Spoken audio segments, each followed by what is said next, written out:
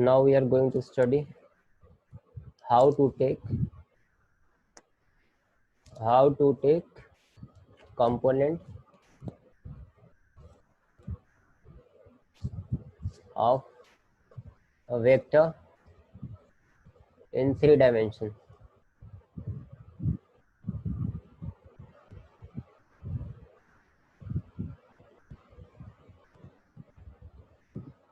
तो 3 डायमेंशन में हम किसी वेक्टर का कंपोनेंट कैसे लेंगे?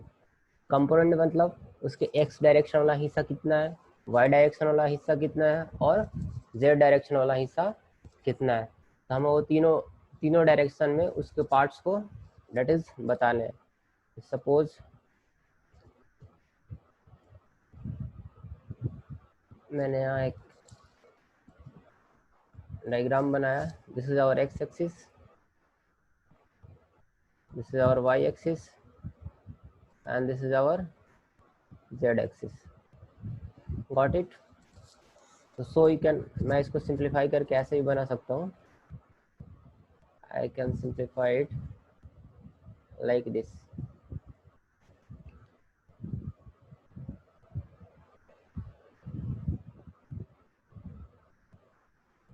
ये हमारा एक्स एक्सिस है, ये वाई एक्सिस है और ये जेड एक्सिस है।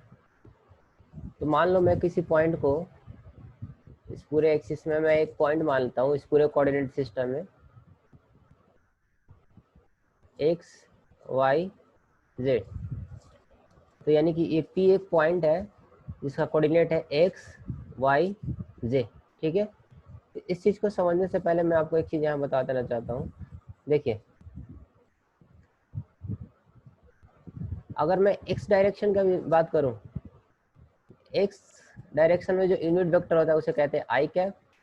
वाई डायरेक्शन में जो यूनिट वेक्टर होता है उसे कहते हैं जे कैप। और जेड डायरेक्शन में जो यूनिट वेक्टर होता है उसे कहते हैं के कैप। यानी कि अगर मुझे एक्स डायरेक्शन को रिप्रेजेंट करना होगा तो मैं आई कैप से रिप्रेजेंट करूंगा, अगर मुझे वाई डायरेक्शन को रिप्रेजेंट करना होगा तो जे कैप से, और जेड डायरेक्शन को रिप्रेजेंट करना होगा तो के कैप से। तो आप मुझे ये बताइए, suppose this is our origin, और हर एक मतलब कोई भी पॉइंट है उसका पोजीशन वेक्टर हम विथ रिस्पेक्ट टू ओरिजिन से देखते हैं। तो this is our OP vector with respect to origin. तो अगर मैं कहूँगा अच्छा बताओ पी पॉइंट का एक्स कोऑर्डिनेट कितना है, तो दैट इज एक्स, यानी कि आपने एक्स में कितना चला होगा, एक्स कोऑर्डिनेट। यानी कि अगर मैं बात करूं ओपी का एक्स कोऑर्डिनेट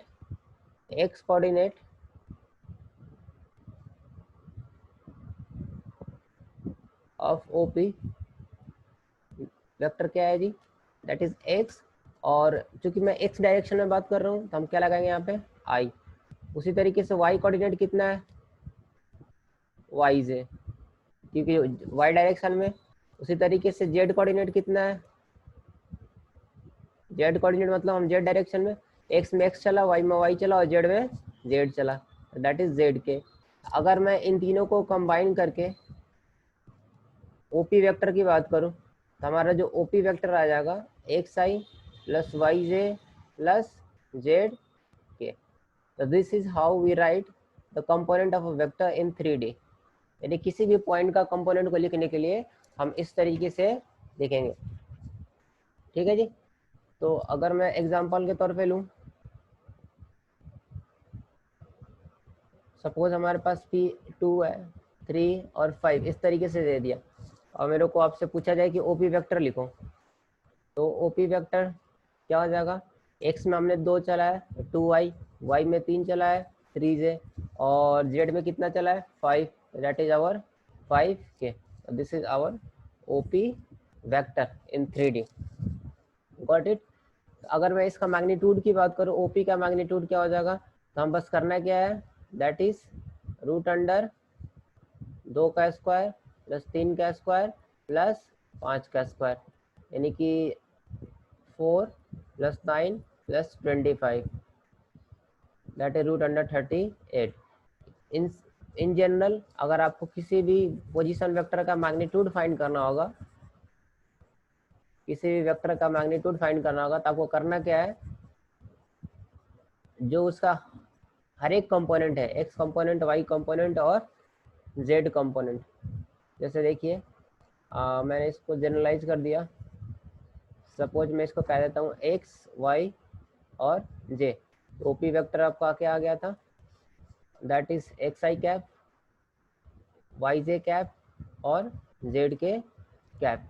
तो अगर मैं आपसे पूछूं कि ओपी का मैग्नीट्यूड कितना होगा, that is this distance, what will be the this distance OP.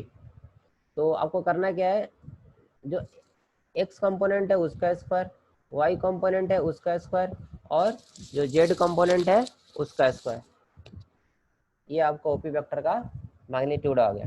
ठीक है जी, I hope you have got it. Now this is how we can find the magnitude and component of a vector in any directions. Let us take some example. This is question number first. Find the values of x, y, z so that vector a equal to xi plus yj plus zk and b equal to 2y plus yj 2y plus yj plus k।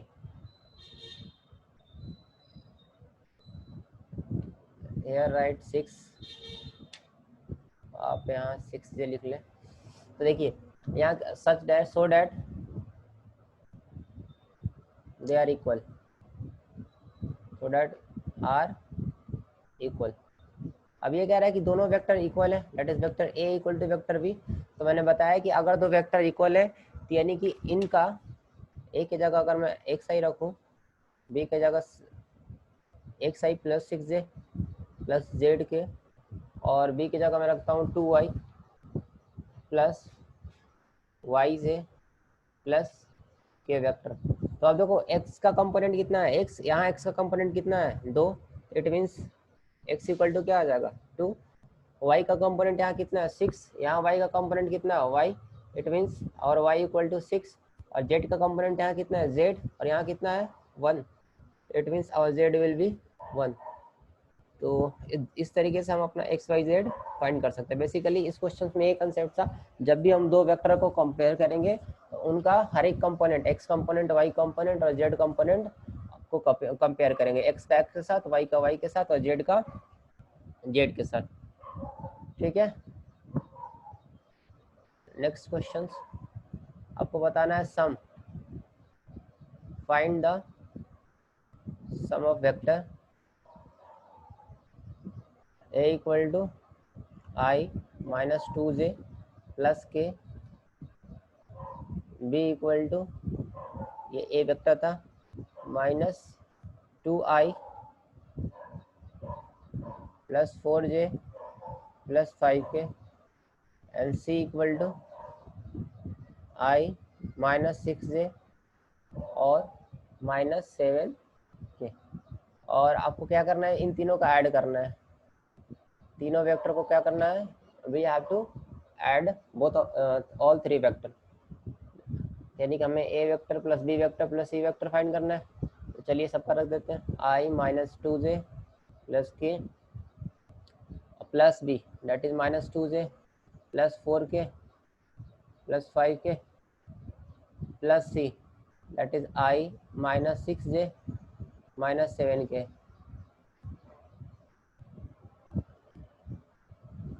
ये देखिए हमारा ए vector हो गया, ये पूरा का पूरा B vector, ये पूरा का पूरा सी वेक्टर। तो देखो जब भी हम ऐड करेंगे तो आई का आई के साथ, जे का जे के साथ और के का के के साथ। यहाँ देखो आई के साथ क्या है 1, यहाँ sorry here it will be I 2i क्या, यहाँ आई के साथ क्या है माइनस 2 और यहाँ आई के साथ क्या है 1, दैट इज 1 माइनस 2 प्लस 1। ये पूरे आपके आई एक्स डायरेक्शन वाला कंपोनेंट आ गया। अब मैं y की बात करूं, यहाँ देखो y के साथ माइनस 2, यहाँ y के साथ क्या है 4, यहाँ y के साथ क्या है 4 और यहाँ y के साथ क्या है -6, तो this is our in z डायरेक्शन। और z की बात की जाए तो यहाँ z के साथ क्या है 1, हेयर क्या है 1, यहाँ z के साथ 5 और यहाँ z के साथ -7 के।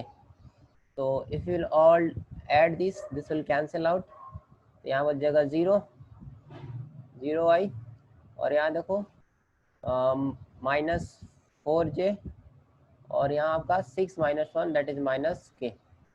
तो ये आपका आ गया -4j -k वेक्टर, ये दैट इज तीनों का सम आ गया। This is how we add the add vector. तो ऐड में बेसिकली हमें वही करना होगा, x वाला x कंपोनेंट x के साथ जाएगा, y कंपोनेंट y के साथ और z कंपोनेंट z के साथ जाएगा। Got it. अब हमें फाइंड एक मैग्नीट्यूड का मैं क्वेश्चन ले लेता हूँ। सपोज हमारे पास a vector 3i - 2j + 6k और आपको फाइंड करना है magnitude of a that is mod a। तो हमें करना क्या होगा, x वाला कंपोनेंट का स्क्वायर, y वाला कंपोनेंट का स्क्वायर और z वाला कंपोनेंट का स्क्वायर। x की जगह क्या है 3 है, y की जगह -2 है और z की जगह क्या है 6 है। तो सबके कंपोनेंट को उठाया और मैंने स्क्वायर कर दिया। तो here will get 9 4 36, got it, that it will give 49, square root of 49 will 7। This is the mod, यानी कि ये मैग्नीट्यूड है ए वेक्टर का। इट मीन्स मॉड का मतलब क्या कि ए वेक्टर का ओरिजिन से डिस्टेंस कितना है 7। अगर आप ए वेक्टर को रिप्रेजेंट करोगे 3D में तो ये देखो x पॉजिटिव है और y निगेटिव है और z क्या है पॉजिटिव है। तो x पॉजिटिव y नेगेटिव, यानी कि समथिंग मैं मान लेता हूँ कहीं ये यहाँ लाई करेगा।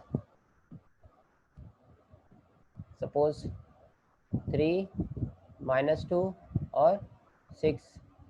इट मीन्स अगर ये p वेक्टर है, अगर आपने इसको o से p मिलाया तो आपके पास ये जो दूरी है ना that is this distance will be 7।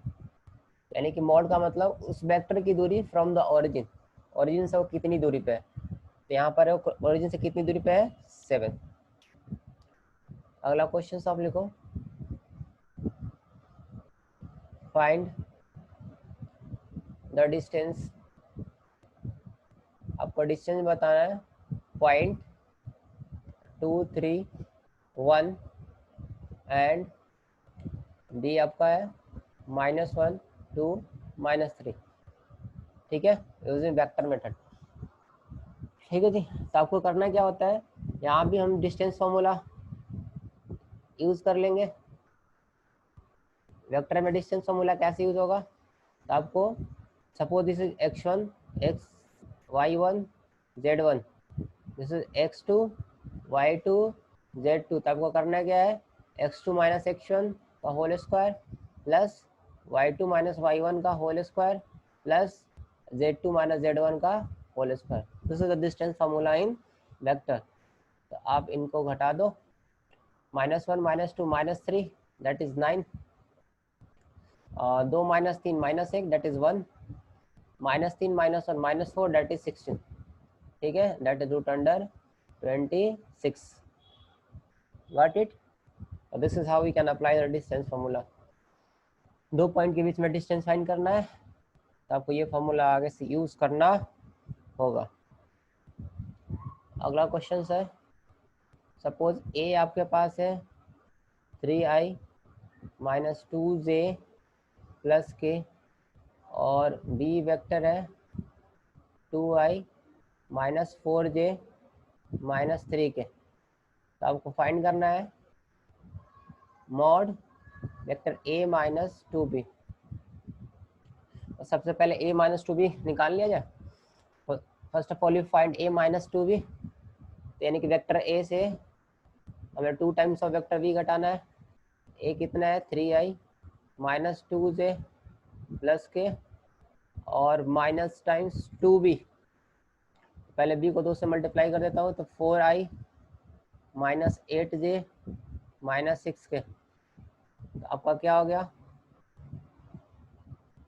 Sorry मैंने यहाँ क्यों लगा दिया, ये देखो 3i minus 2j plus k minus 4i plus 8j plus 6k। तो ये जब आप सब्ट्रैक्ट करोगे तो 3i minus 4i, 3i minus 4i that is minus i, minus 2j plus 8j plus 6j plus k plus 6k that is plus 7k। अब हमें करना क्या है, इसका मॉड फाइंड करना है। You have to find mod magnitude. तो magnitude mod a minus 2b क्या होगा, जितने भी कंपोनेंट है x कंपोनेंट, y कंपोनेंट और z कंपोनेंट सबका स्क्वायर करते हैं। देखो यहाँ x के साथ क्या है -1, यहाँ x के साथ -1 है तो -1 का स्क्वायर कर दूँ यहाँ पे, और यहाँ के साथ 6 है, 6 का स्क्वायर कर दूँ, और 7 का स्क्वायर, और सब जब इनको एक्सपैंड करोगे तो 1 + 36 + 49 that is root under 86, root under 86। ठीक है, these are the basic questions. आप अगला क्वेश्चन लिखो। मान लीजिए ए है 2 0 0, बी है 0 1 0, बी का पोजीशन वेक्टर ये है, और सी का पोजीशन वेक्टर 0 0 2। Got it. यानी कि देखिए कुछ इस तरीके से है। अगर मैं इसका डायग्राम बनाऊं तो x में 2 यूनिट, y में 1 यूनिट और z में 2 unit 0 0 2। If you join all this, अगर आप इन सबको ज्वाइन करोगे, देखिए मैंने इसको नाम दे दिया ए बी सी, तो ये बन गया ये बन गया ये, और ये बन गया, तो ये एक ट्रायंगल बन गया। आई होप यू गॉट इट। काफ़ी अलग ही ट्रायंगल लग रहा है, कोई बात नहीं, ये एक ट्रायंगल बन गया। ठीक है, that is A B C एक ट्रायंगल बन गया। तो हमें प्रूव करना है कि ए बी सी एक आइसोसेलेस ट्रायंगल है। तो आपको प्रूव करना है क्या, A B C is a isosceles triangle, isosceles triangle. तो आइसोसेलेस के लिए क्या कंडीशन होता है कि कोई भी दो साइड इक्वल होती है। तो सबसे पहले आप लेंथ फाइंड करो, ए बी फाइंड करो। तो ए बी का अगर मैं डिस्टेंस निकालूं तो 2 - 0 0 - 2, 0 - 2 का होल स्क्वायर, 1 - 0 का होल स्क्वायर प्लस 0 - 0 का होल स्क्वायर, 0 का स्क्वायर। तो ए बी हो गया आपका 4 1 + 0 यानी कि रूट अंडर 5। ए बी आ गया 5। बी सी वेक्टर निकालिए डिस्टेंस फॉर्मूला लगा के। बी वाले से सी वाले से बी को घटाना है, 2 - 0 0 - 0 0 - 2, ये हो गया 4 4 8 रूट अंडर 8। अब बाकी आपका ए सी वेक्टर निकालोगे, सी माइनस ए, सी देखो यहाँ पर 0 है, 0 से 2 जाएगा, -2 का स्क्वायर 4। मैं यहाँ डायरेक्ट लिख रहा हूँ, 0 - 0 0 और 2 - 0 2 that is 4, the root under 8। you can clearly see here that is AC equal to BC, mod AC equal to, सबका मैग्नीट्यूड हमने निकाला, तो यार mod AC equal to mod BC, so ABC is a equilateral isosceles triangle. Got it? Write down the next questions.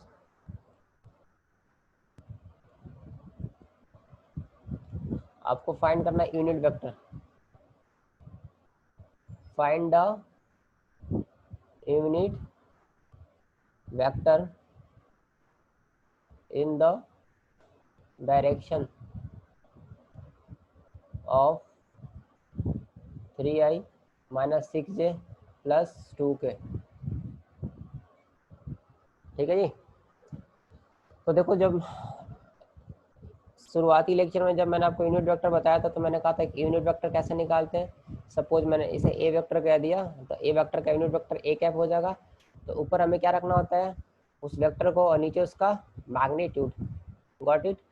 तो चलो रखते हैं यहाँ पे 3i minus 6j plus 2k, और जब नीचे इसका मैग्नीट्यूड रखोगे, मैग्नीट्यूड ए क्या हो जाएगा, 3 का स्क्वायर 9 माइनस 6 का स्क्वायर प्लस 36 और 2 का स्क्वायर 4, यानी कि आपका 3i minus 6j plus 2k divided by 7। This is our unit vector in the direction of 3i minus 6j plus 2k।